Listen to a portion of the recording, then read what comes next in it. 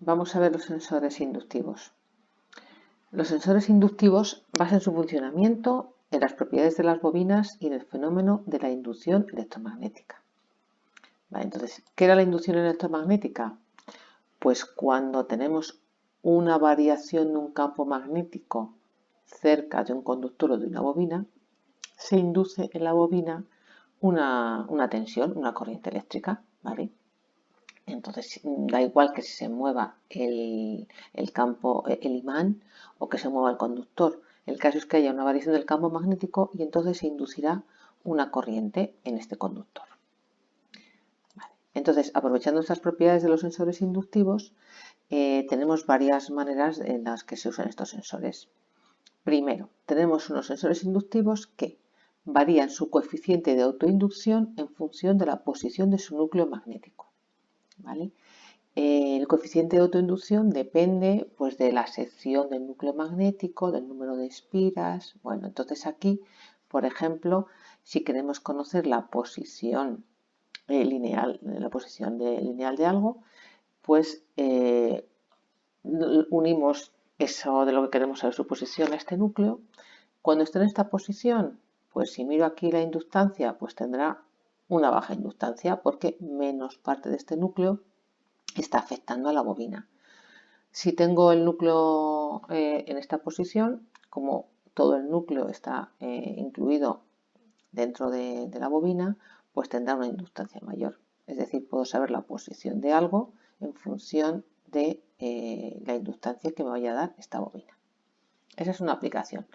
Luego otra aplicación, en otros casos dice, es un imán el que induce una corriente en la bobina, como en el caso del captador electromagnético de vibraciones. Esto lo tenemos en la página siguiente.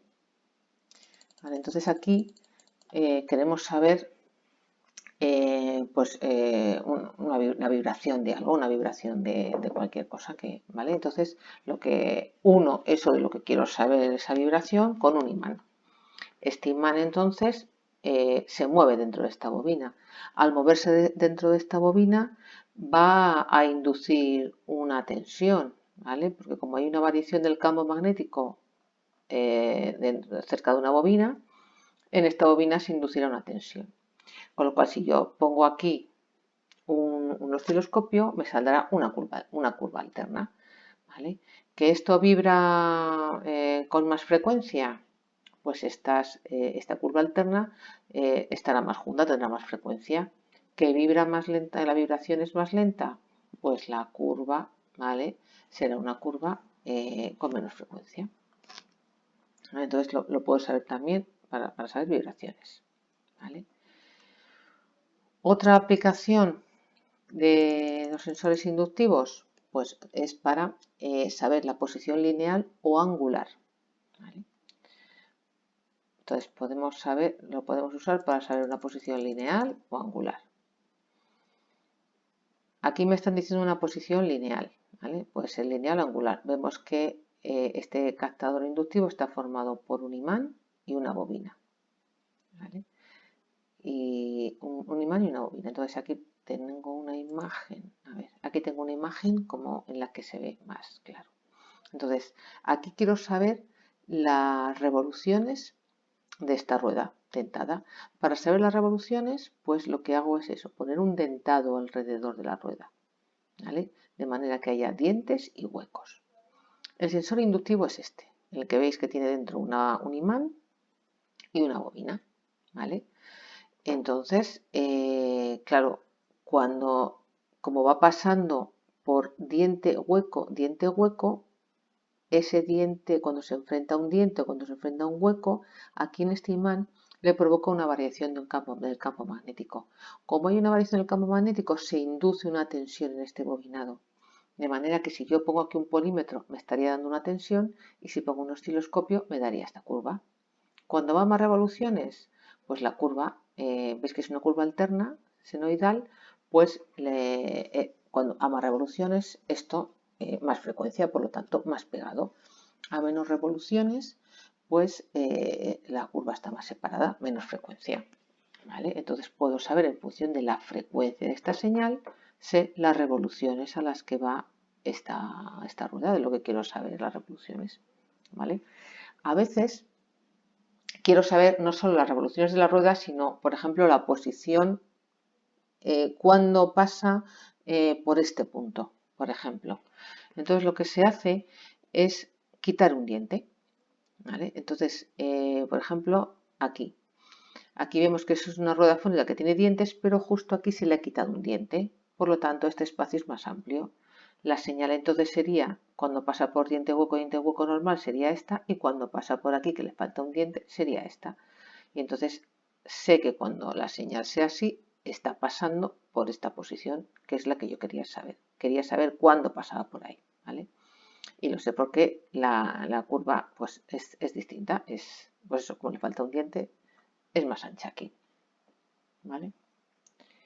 Bueno, pues con esto sé eso, las revoluciones o la posición de algo, ¿vale?